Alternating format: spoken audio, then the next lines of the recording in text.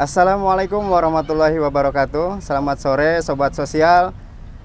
Masih di channel Linjam Sos Oke. Kali ini kita berada di alun-alun Kabupaten Subang, Provinsi Jawa Barat. Bersama kami pendamping PKH Kabupaten Subang. Kali ini kami ingin berbagi pengalaman, berbagi cerita, mungkin juga inspirasi bagaimana kegiatan kami di lapangan dalam pemberdayaan KPM untuk meningkatkan kesejahteraannya. Sebelumnya kami ingin memperkenalkan diri terlebih dahulu. Saya Alan Sahroni, pendamping PKH Desa Cimenteng dan Cirangkong, Kecamatan Cijambe, Kabupaten Subang.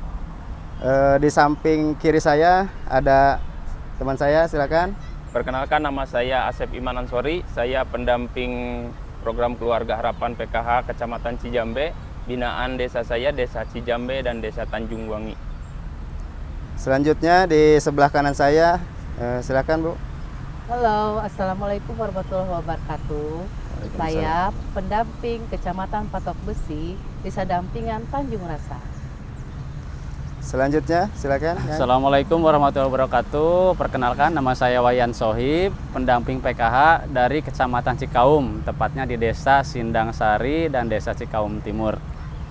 Ya, itu pada kesempatan ini seperti yang tadi saya sampaikan, kita akan sedikit berbagi pengalaman bagaimana kita melakukan pemberdayaan melalui kegiatan pendampingan kepada para KPM, khususnya kegiatan-kegiatan usaha yang bisa meningkatkan nilai kesejahteraan buat mereka.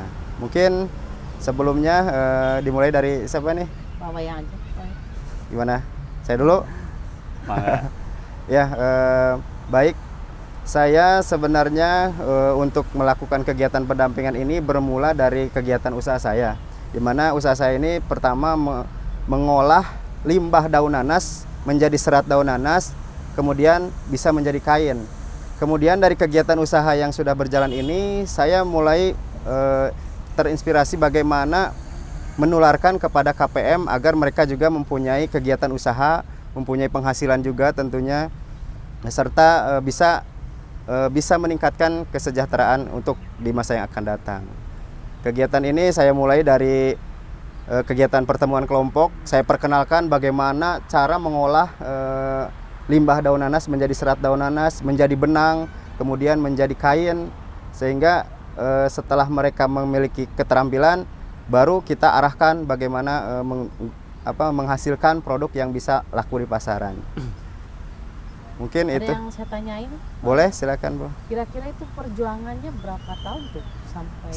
Saya mulai dari 2018, mulai kepikiran bagaimana mengajak KPM untuk bergabung dalam usaha pemanfaatan limbah daun nanas ini. Saya bersama istri pada waktu itu mengumpulkan KPM dan membawa segala perlengkapan bagaimana mengolah daun menjadi serat, kemudian menjadi benang, kemudian menjadi kain. Namun dari beberapa kelompok yang saya edukasi, saya bina, ini nggak semuanya bisa berjalan sesuai harapan karena tadi itu ya. Sampai sekarang. Ya, alhamdulillah sampai sekarang sudah ada masih ada sekitar 9 orang. 9 orang yang masih bertahan dalam kegiatan usaha ini. Produknya dibawa ya, Kang Alan? Iya, boleh saya ambil. Lihat. Serat daun nanas dari Kecamatan Cijambe ya. Mungkin ada beberapa jenis produk ya. Di sini serat daun nanas ini terbuat dari daun yang diekstraksi menggunakan mesin dekortikator. Nah, dalam kegiatan usahanya juga saya kebetulan memberikan kesempatan kepada para suami KPM yang mempunyai kebun nanas untuk menyuplai daun nanas ke tempat produksi. Yaitu dengan Untuk pemasaran sampai saat ini sudah sampai mana? Alhamdulillah pemasaran dari lokal, nasional sampai sekarang udah 8 bulan kita ke Singapura. Jadi udah Untuk mulai target yang tercapai untuk proses produksi, apakah sudah sesuai target? Apa masih jauh dari target yang mereka inginkan? Sebenarnya kalau untuk permintaan pasar masih sangat terbuka lebar. Keutuhannya 600 per bulan, kita baru sampai di 200. 600 Jadi masih kilogram. ya. Kemudian yang sebenarnya yang saya pembinaan di KPM ini bukan proses pembuatan serat daun nanasnya, tapi proses pembuatan kain seperti ini. Yaitu di mana kegiatan pembuatan benang Pakaian jadi ya. ya dari serat ini Jadi Sorry. Dari serat daun nanas ini kita olah menjadi benang, dan ini mau tidak mau kita menggunakan konsep pemberdayaan. Karena apa? Dari serat ini kita ambil perhelai, kita sambung kemudian jadi benang. Setelah jadi benang kemudian ditenun dan hasilnya bisa menjadi kain. Setelah kain baru kita bisa gunakan lagi untuk menggunakan baju pakaian lain. Kalau mau pesan ke PKH Subang. Boleh ke PK Subang, kita nanti ada Kepahalan ya, produknya ya. kepahalan. Gitu. Ini beberapa kegiatan yang terus kita tawarkan juga ke KPM lain karena memang pemberdayaan terus berlangsung. Jadi mudah-mudahan ke depan semakin banyak KPM yang mendapatkan dampak dari kegiatan usaha ini gitu. Ya, karena PKH bukan hanya bagi-bagi uang Betul, ya, tapi kan ada pemberdayaannya. Berarti Salah satunya peluang ini. bisnis dari serat daun nanas ini menurut Kang Alan apakah sangat menjanjikan atau seperti apa untuk saat ini? Sejauh ini sih saya punya keyakinan karena ini dimulai dari 2013 sebelum saya 2013. jadi pendamping dan bisa bertahan sampai sekarang, dan mungkin kedepannya akan lebih, saya optimis saya kedepannya akan lebih berkembang lagi, dan tentunya saya ingin terus memberdayakan KPM dan melibatkan mereka di dalam kegiatan usaha ini sehingga mereka punya income tambahan.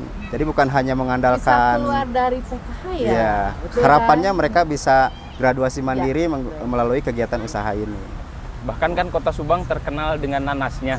Iya. Berarti untuk sumber daya alamnya sangat melimpah. Nah, Berarti itu tidak mungkin- ada kendala di sumber daya Betul. alam. Itu menjadi salah satu keunggulan kita, di mana Subang sudah identik dengan kota nanasnya Kota ya. nanas. Betul. Mungkin selama ini hanya diolah buahnya saja, Iya. dan tidak sedikit juga KPM yang mengolah Iya. buahnya. Tapi pada kesempatan ini saya memang fokus mengolah limbahnya, yaitu daun nanasnya yang biasa dibuang.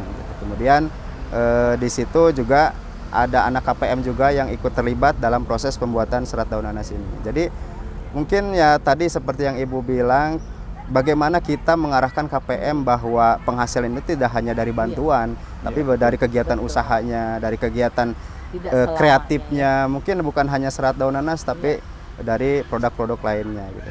Itu mungkin sekilas Berbagai inspirasi. kegiatan pemberdayaan yang saya lakukan terhadap KPM di dampingan saya. Selanjutnya Kira-kira Gimana? ada tindak lanjutnya ke depan selain hanya di Tonggola ya, Subang Ya. Tonggo, Di wilayah. mungkin ke Pantura ke saya ngasih ilmunya. saya kira bisa Bu, Bisa karena ya? memang kan ini salah satu produk kreatif ya. Betul. Jadi semakin kreatif orangnya, semakin banyak juga hasil dari Melebarkan ya, produk melebarkan ini. usaha. Seperti yang saya pernah lakukan di beberapa kabupaten lain, ketika menawarkan serat daun nanas ini luar biasa. Mereka bisa menciptakan produk-produk kerajinan dari serat daun nanas, termasuk kotak tisu, figura dan sebagainya. Itu tergantung kreativitas masing-masing. Saya yakin KPM juga jika Padahal- digali, kita bina terus, kita dampingi terus, kreativitasnya akan semakin Kalau boleh terbaik. tahu, ini harga satu baju berapa segini kira-kira? Ini Pengen karena- tahu kan, ya yang lainnya pengen tahu ya Iya berapa ya? boleh. Kini jadi kalau teman-teman membeli ini sama dengan membantu juga KPM ya di Betul. tadi Ya, betul. prosesnya. Jadi ini saya biasa jual di harga 600.000. 600 Mungkin ribu, mantap. tadi itu ya, kalau dilihat dari segi nominal Iya. mungkin terbilang mahal, tapi Perjuangannya ya. perjuangannya, prosesnya, ada keringat KPM di situ. Mungkin teman-teman nanti bisa dengan membeli ini juga membantu KPM dalam kegiatan usahanya. Itu. Ada mau diekspor? Kalau untuk serat daun nanas, alhamdulillah kita udah mulai ekspor. Seratnya aja ya? Ya kalau kainnya ini by order aja, siapa yang beli kita jual. Kita proses. Mm-mm. Berarti semuanya serba Pakai ya? produksinya di Kang Alan semuanya.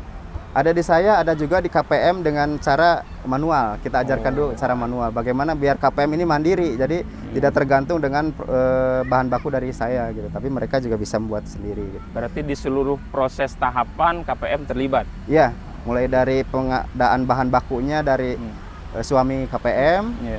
kemudian di proses ekstraksinya ada anak KPM juga Iya, yang iya. saya libatkan, dan KPM-nya itu di proses finishing, proses pembuatan benang, kemudian ada proses juga pertenunan jadi kain. Mungkin barangkali ada yang nanti mau datang ke daerah Tonggo melihat caranya. Lokasinya, Silakan ya, lokasi Pak Alan, tepatnya Kang Alan. Boleh. Di mana alamatnya? Alamatnya sedikit unik ya, namanya itu mudah diingat. Kampung Cijoget, Desa Cikadu, Kecamatan Cijambe, Kabupaten Subang, Provinsi Jawa Barat. Saya tunggu kedatangan dari sobat sosial. Oke, itu mungkin sekilas kegiatan pemberdayaan yang saya lakukan di dampingan saya. Selanjutnya siapa yang mau berbagi ini? Siapa dulu? Bu Daerah, Tita. daerah Pantura. Pantura boleh. Tadi Bu di Tita. Cijambe ya. Boleh. Daerah Dari dingin, atas, sekarang ke daerah dari atas ke Pantura. daerah. Ya. Bismillahirrahmanirrahim. Assalamualaikum warahmatullahi wabarakatuh. Waalaikumsalam. Kebetulan saya warahmatullahi perempuan di sini ya. Memang unik lah. Saya di Patok Besi Pantura.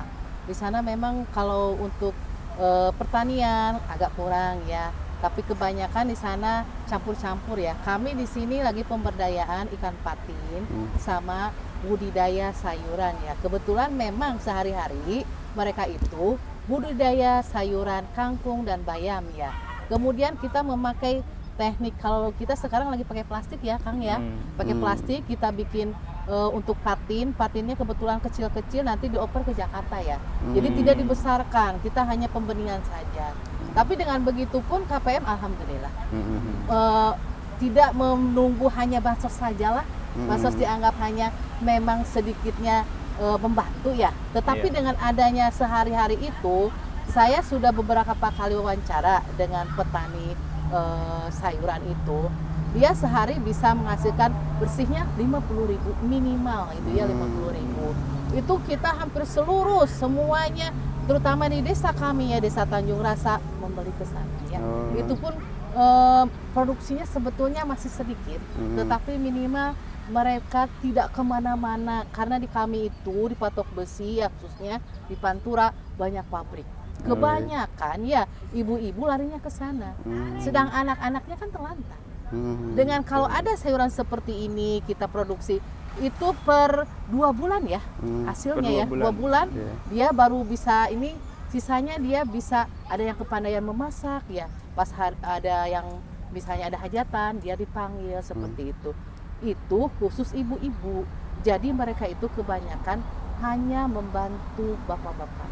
Mungkin itu saja. Kalau peran Bu Tita dalam pembinaan atau mendampingi KPM ini dari strategi budidayanya kah, atau pemasarannya, atau mungkin menginspirasi bagaimana cara melakukan pengolahannya, atau gimana Bu?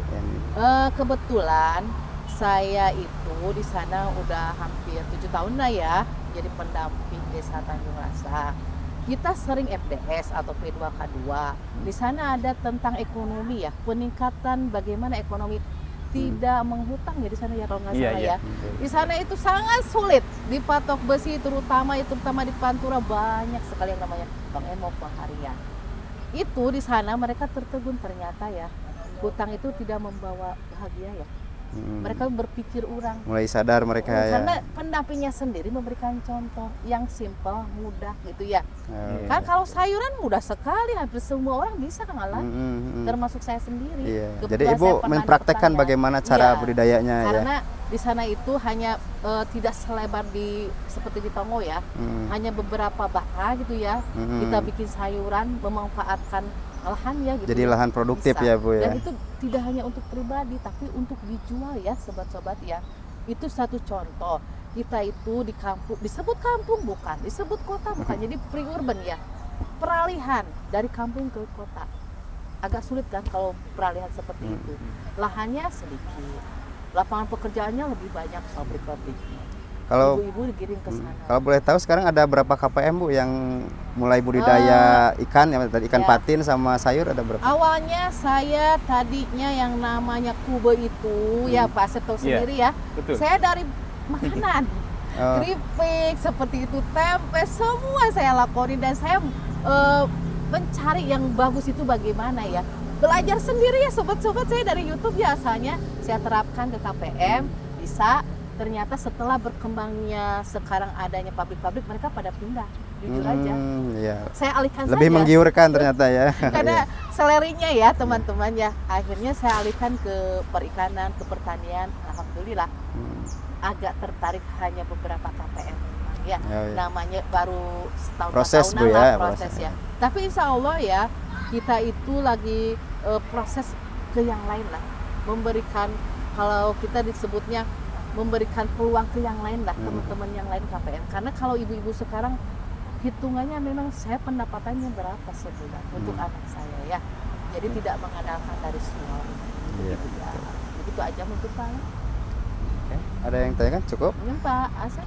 Ya, selanjutnya siapa lagi nih yang mau berbagi cerita bagaimana kegiatan memberdayakan KPM untuk meningkatkan kreativitasnya, meningkatkan inovasinya supaya bisa meningkat ekonominya ya, khususnya ekonomi karena kita acuannya berhasil itu ketika KPM bisa mandiri dan bisa graduasi mandiri keluar dari kepesertaan PKH dengan kegiatan usahanya. Itu mungkin yang selama ini kita upayakan ya, bagaimana memberdayakan. Oke, selanjutnya siapa yang mau berbagi nih? Siap, saya. Kang Asep ya, boleh lebih silakan ini. bagaimana kegiatan Kang Asep dalam pemberdayaan KPM-nya supaya meningkatkan ekonominya, mungkin silakan Iya. kita berbagi kepada sobat sosial. Siap. Sobat sosial yang saya hormati, tadi di perkenalan awal saya sudah perkenalkan bahwa saya adalah pendamping PKH Kecamatan Cijambe yang mendampingi 2 desa. Kebetulan desa dampingan saya adalah Desa Cijambe dan Desa Tanjungwangi. Kebetulan satu untuk, kecamatan ya? satu kecamatan. Satu Cijambe. Untuk kali ini mungkin saya akan sedikit berbicara tentang success story dari KPM. Sebetulnya saya sendiri agak sedikit malu karena ternyata KPM saya untuk saat ini bahkan malah bisa jadi ikonik. Iya, lebih berhasil. Produknya lebih berhasil dari pendampingnya.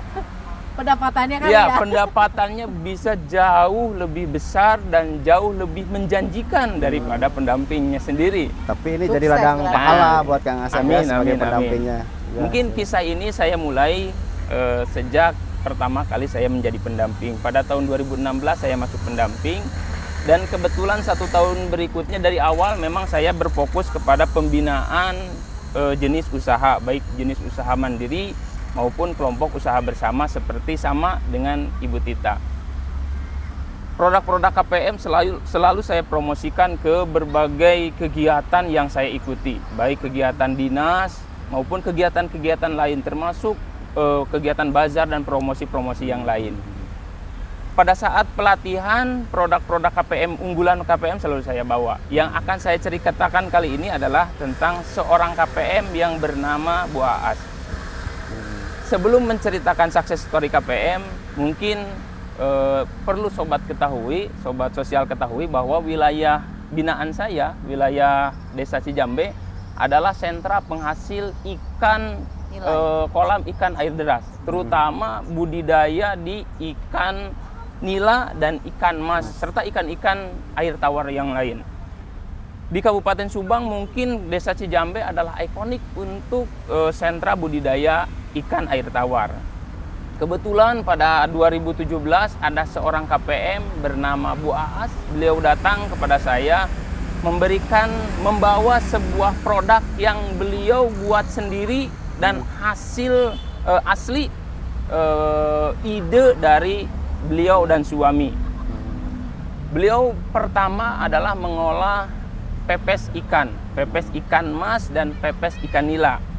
Kemudian seiring berjalannya waktu, pada suatu waktu mungkin Bu Aas mendapatkan ide baru bahwa ternyata hasil dari ikan tersebut kan tidak selamanya laku. Penjualan itu kan ada laku, terkadang ada tidak laku. Pada saat tidak laku, pepes tersebut mungkin bisa mubazir lah. Maka muncullah ide baru untuk membuat produk agar barang yang tidak laku tersebut bisa kembali bermanfaat. Maka muncullah ide untuk pembuatan abon ikan nila. Pada saat awal datang ke saya, beliau meminta agar produk tersebut dipromosikan atau beliau memohon untuk dibantu proses pengemasan, proses produksi dan lain sebagainya, termasuk proses promosi. Untuk saat ini ada beberapa produk unggulan dari Bu Aas. Yang pertama adalah yang tadi saya bicarakan, yaitu produk abon ikan nila. Yang kedua ada tengkorak ikan. Produk tersebut muncul hasil dari pemikiran karena banyaknya limbah yang terbuang pada saat pembuatan abon ikan nila, yaitu tulangnya itu kan terbuang. Maka Bu Aas berinovasi beserta suami bagaimana caranya agar limbah tulang ikan yang terbuang tersebut dapat termanfaatkan kembali. Maka muncullah ide untuk membuat tengkori, yaitu tengkorak ikan berupa diolah menjadi Cut aja. kerupuk. Cut. Baik sobat sosial, berhubung kondisi cuaca sekarang turun hujan, kali ini kita sudahi dulu perbincangan kita, sharing kita tentang pemberdayaan KPM. Kita berjumpa di lain kesempatan. Terima kasih dari kami pendamping PKH Kabupaten Subang. Wassalamualaikum warahmatullahi wabarakatuh. Sampai jumpa. Sampai jumpa. Untung itu.